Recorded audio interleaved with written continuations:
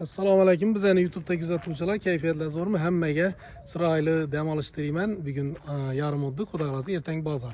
Meni qo'lima 78-yilda ishlab chiqarilgan 53 ming probeg yurgan shu do'stimizning mashina tushib qoldi. Danag'alla paxtakardan, yana danisanizlar kerak, otasidan qolgan mashina ekan. Hozir haydashga hojati yo'q, shuning uchun sotyapman dedi. Men doğrusu 10 million so'm bilan sotib olib qoldim. Yashiradigan yerim yo'q. Klientlar ko'rdi, xohlamadi, menga yoqdi. Ben şunu proyekt edecekmen, chiroylatib o'zini qadimki holatini, avvalgi holatini qaytarajak bu bir ko'rjakman. Qo'limizdan kelsa, poddeshga tursanizlar, bu italyanskiy variant ekan. Italyanskiy variantni endi krellaridan endi nikellari bo'ladi ekan. Men hamma narsasi o'zini o'rnida turgani uchun bu narsani sotib oldim. Nechun desa kam xarj bo'ladi. Shunday bo'lsa, endi bunda asosiy xarjlar qaytadandan işi pesiz ötülgen yerleri qaytadandan ötüledi.